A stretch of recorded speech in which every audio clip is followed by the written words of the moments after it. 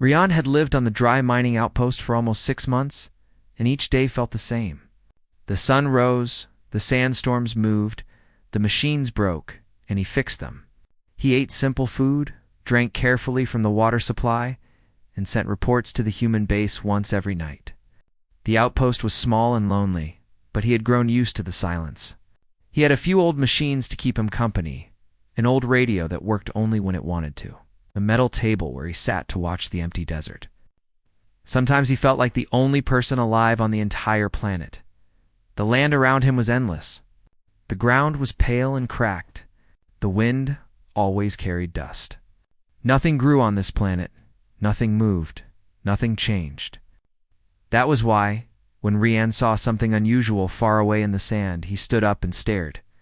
At first, he thought it was just a large piece of metal, or maybe a broken supply crate from a passing ship. But then the shape moved. It struggled. It collapsed again. That was not a crate. Rian stepped out of his outpost with caution. It was dangerous to go far in the heat, but something inside him refused to ignore what he saw. He grabbed a small water pack, tied it to his belt, and began walking with slow but steady steps. The sun hit his back, and the hot air burned his lungs. Even then, he moved faster. Something was wrong out there. Someone needed help. The closer he came, the more his heart started to beat fast. The shape on the ground was a person, not human. The skin was pale silver, almost glowing under the sunlight. Long white hair covered part of the face. The clothes looked like they were once beautiful, but now torn by the harsh wind. The person was lying very still, breathing in short and weak breaths. Rian knelt beside her. She looked young, around his age. Her hands were trembling. Her lips were dry. When he touched her shoulder, she opened her eyes slightly. Her eyes were bright like stars, but full of exhaustion.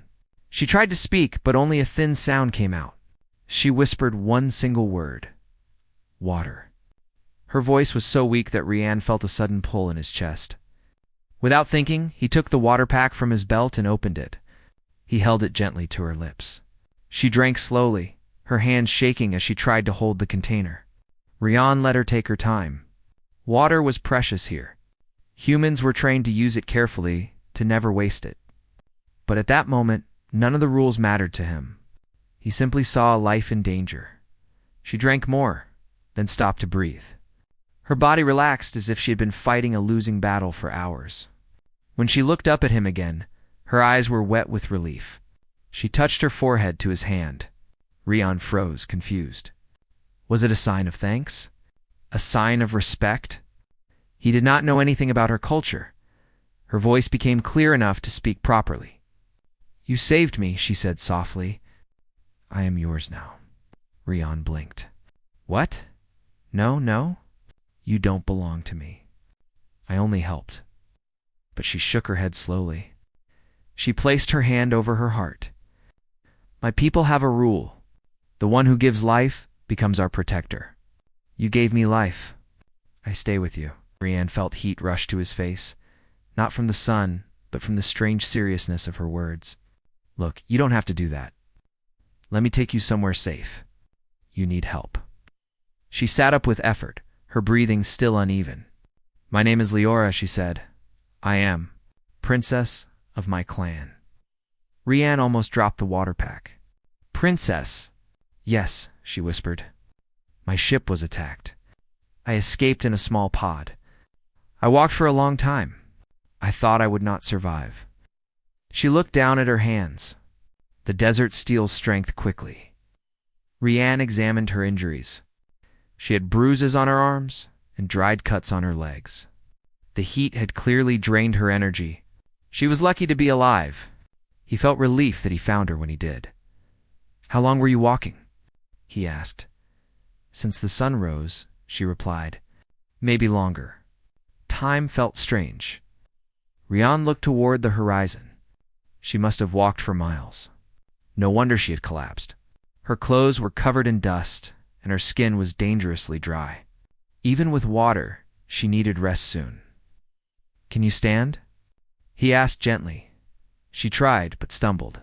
Rian caught her before she fell. Her body was light, almost too light, like she had not eaten in days. She held onto his arm for balance. "Thank you," she whispered. Rian took a deep breath and lifted her onto his back. She wrapped her arms loosely around his shoulders. He began walking slowly toward the outpost. The heat made the air waver, and the sand felt heavier under his feet. But he kept going. Leora rested her head on his back, breathing in small, careful breaths. "You are kind," she whispered. "I'm just doing what anyone would do," he replied. "No," she said softly. "Not anyone." They reached the outpost after a long walk. Rian carried her inside and laid her on his small bed. The room was simple metal walls, a small table, a single lamp, a water purifier, and a few blankets. It was not comfortable, but it was safe. Leora touched the blanket with her fingers, as if surprised by the softness. "Your place is warm," she said quietly. "It's not much," Rian answered, "but it will do." He fetched more water and a small packet of nutrient pills. He placed them on the table beside her. She looked at them with curiosity, then took one carefully. It melted quickly on her tongue, and she sighed as energy slowly returned to her body.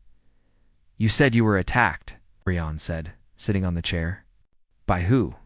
Her eyes darkened with fear. "A rebel group," she said. "They want control. If they capture me, they will use me to force my people to accept them." She clenched her hands. "My guards defended me, but I was told to flee. The ship burned. I was alone." Rian felt a jolt of shock. She was not just any traveler. She was a royal target. That meant danger was close. "Are they still searching for you?" he asked. She closed her eyes and listened carefully. The room was silent. Then she opened them again. "I believe so. They will scan the desert. They will follow any sign." Rian's chest tightened. He looked outside through the small window. The desert looked calm, but he suddenly felt the weight of invisible eyes watching from afar. "We need to keep you hidden," he said. Leora nodded. "You are my protector, Rian. I trust you." He looked away, unsure how to respond. He had never protected a princess before. He had never protected anyone. He was just a worker, sent here to fix mining machines. But now he felt a responsibility far greater than any machine he had repaired. She lay back down, closing her eyes for a moment. Rian watched her with concern. Even though she was weak, she held herself with quiet pride. Her breathing slowed, showing she was finally resting. He pulled a light blanket over her. Just then, a distant sound echoed across the desert, a deep, humming vibration. Rian froze. He moved to the window again and stared into the distance. A shadow crossed the sky, moving slowly above the sand. Leora opened her eyes. "They are here," she whispered. Rian felt a cold fear inside his chest. The ships were scanning. They were searching for heat signals, life signals, anything that did not belong to the desert. If they found her, she would be taken, and he would be seen as a threat. He turned to her. "We need a plan." Leora tried to sit up. "I will follow you. You know this land better than I do." Rian nodded. His hands trembled slightly, but he forced himself to calm down. He had survived storms, equipment failures, and harsh weather. Maybe he could survive this too. He did not know why, but saving this princess felt more important than anything he had ever done. The humming sound grew louder. Leora's eyes filled with worry. Rian placed a finger to his lips, telling her to stay quiet. He turned off the lights and lowered the window shade. The outpost became dark and silent. The ship passed overhead, its shadow crawling over the roof. Rian held his breath. Leora held onto his sleeve, tense and afraid.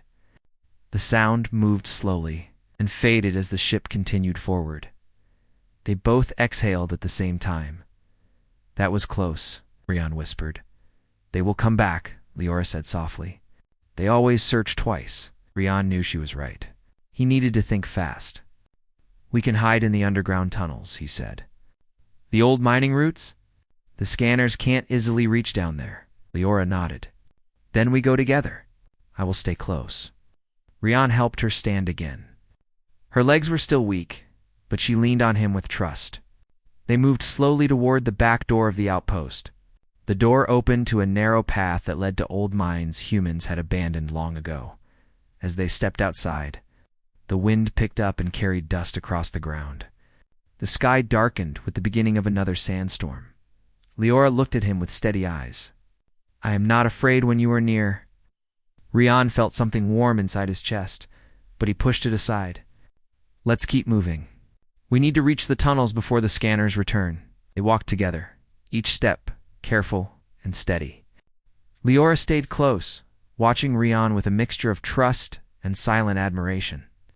She had lost everything: her ship, her guards, her safety, but she did not look broken.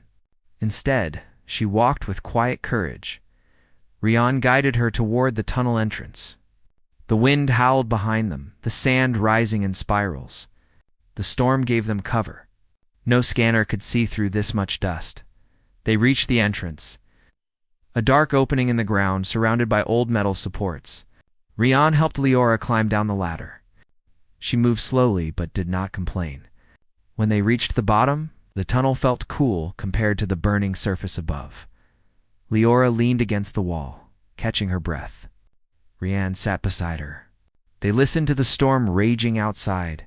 After a long silence, Leora spoke softly. "Rian, when I said I am yours, I meant it. My people honor." The storm above the tunnels grew louder, and the sound echoed down the old metal walls. Dust fell from the ceiling as the wind pushed against the ground. Rian and Leora sat together in the dim light of his small hand lamp. The tunnels had no power left, only old wires that hung like dead vines from the ceiling. The air was cool, but heavy with silence. Far above them, the enemy ships moved across the sky. Searching for any sign of life, Leora pulled her knees close to her chest. Even though she was tired, her eyes were sharp. Every sound from above made her tense for a second before she slowly relaxed again. Rian watched her quietly. She looked fragile, but something about her strength surprised him. Even after losing her ship, walking across burning sand and escaping danger, she still held herself with quiet courage. Rian rested his back against the metal wall and looked at her. "Are you feeling better now?"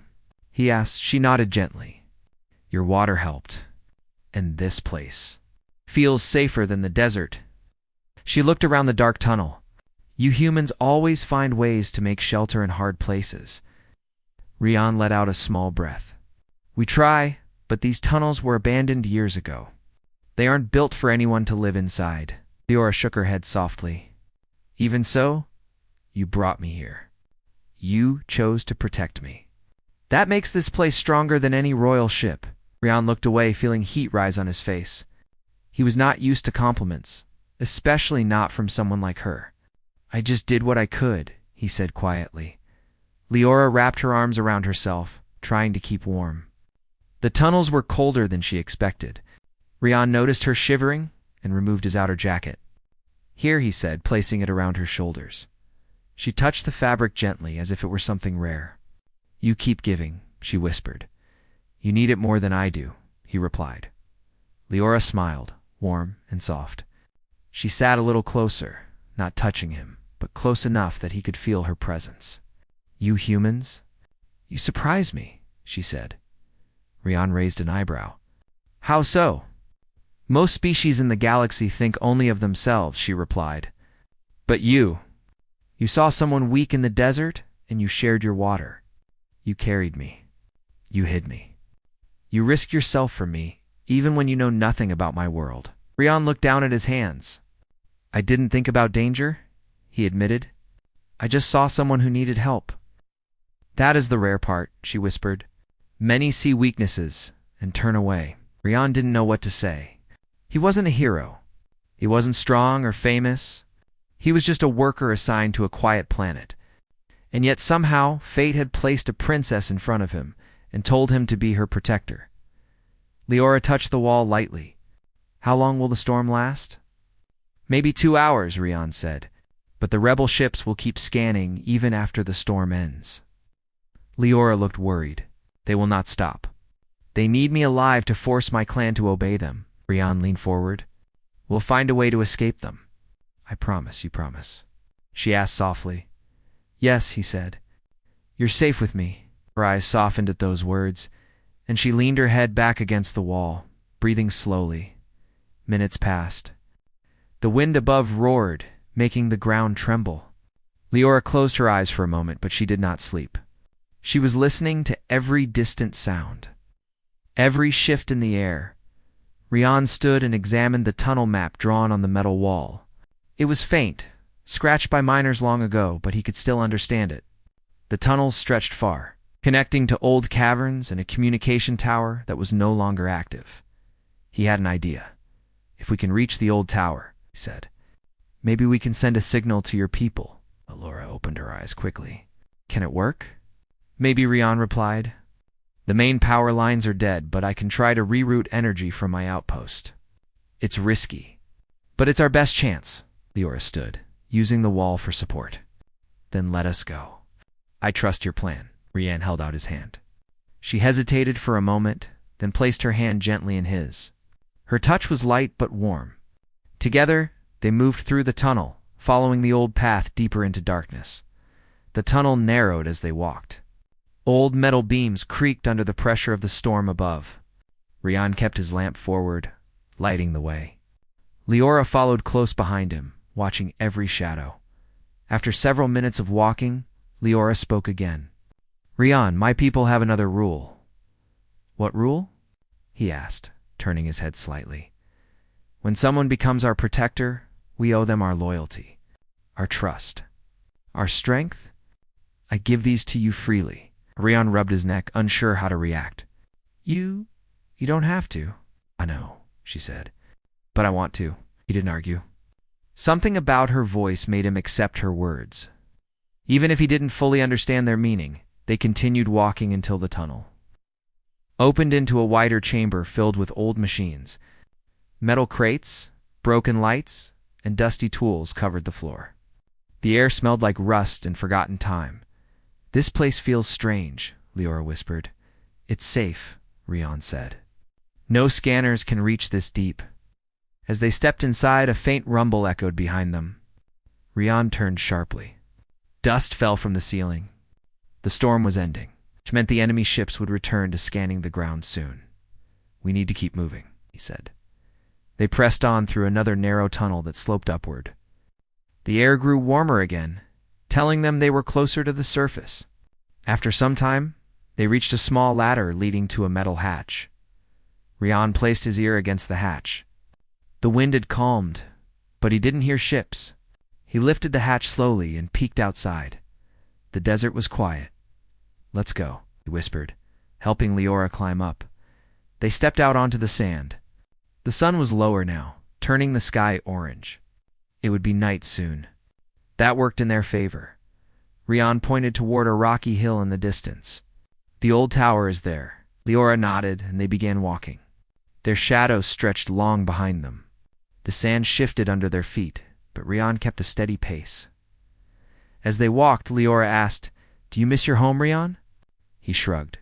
"Sometimes, but I chose this job. I wanted to explore different places." "Do you ever feel lonely?" she asked. Rian paused for a moment. "Sometimes," he admitted. Leora looked at him gently. "I am glad I met you." "I would have died alone in the desert." Rian glanced at her. "I'm glad I found you too." They continued walking, and for a few minutes, the world felt peaceful. Only the wind moved around them. Only the soft steps of their feet broke the silence. But peace ended quickly, eh? Shadow crossed the sand. Rian looked up sharply. A small fighter ship was moving toward them. "They found us," Leora whispered. "Run," Rian said. They sprinted toward the rocks. The ship flew low, scanning the ground. Rian grabbed Leora's hand and led her behind a large rock formation. The scanner beam passed over the sand, glowing bright, but had missed them by only a few steps. Rian's heart pounded. Leora breathed fast, gripping his hand tightly. "They are too close," she whispered. "We're almost there," he replied. They waited until the ship turned away, then moved again, staying low and using rocks for cover. They reached the base of the rocky hill. The old tower stood at the top, tall but broken. Rian climbed first, helping Leora carefully up the rocks. The wind grew stronger at the top. The tower looked old and rusted, but the control room inside was still mostly intact. Rian pushed the door open. Dust filled the air, and old screens lined the walls. Broken wires hung from the ceiling. But the signal transmitter was still there, silent, powerless, but whole. "This might work," Rian said, moving to the control panel. Leora watched him anxiously. "Tell me what to do. I will help." Rian opened a metal box and pulled out wires. "I need to connect this to my outpost power lines. It's far, but the energy might reach." Leora stepped forward and held one end of a wire. "Where does this go?" Rian smiled slightly. "There, you're doing great." They worked together quickly. Rian connected circuits. Leora held wires steady and handed him tools. The tower hummed softly, as if waking up from a long sleep. A light blinked on the main panel. "It's working," Rian said. Leora stepped closer. "Send the signal, please." Rian typed a code and pressed the transmitter button. A deep vibration shook the floor as the signal shot into the sky. He looked at Leora. "Did it reach your people?" She closed her eyes and listened. After a few seconds, she opened them again, filled with hope. "Yes, I heard the frequency. They will come." Rian felt relief wash over him, but the relief ended quickly. A loud blast shook the tower. The ship had spotted them. "They found us," Rian shouted. Laura grabbed his arm. "We must leave." The ship fired again, hitting the rocks below. Dust filled the air. Rian shielded Leora with his body as debris fell around them. They ran out of the tower and down the rocky slope. The ship circled above, preparing another shot. Suddenly, a new sound cut through the sky. A deep, powerful hum. Leora gasped. "That is my people." Huge royal ships descended from the clouds, shining silver and blue. The rebel fighter panicked and turned away, but the royal ships were faster. In seconds, they surrounded the fighter and disabled it with a single pulse. The desert shook as the royal ships landed. Guards in shining armor stepped out and ran toward the hill. When they saw Leora, they fell to their knees in relief. "Princess Leora," one guard cried. "We feared the worst." Leora stood tall, even with dust on her clothes and weakness in her steps. "I am safe because of him," she said, pointing at Rian. The guards looked at Rian with surprise and respect.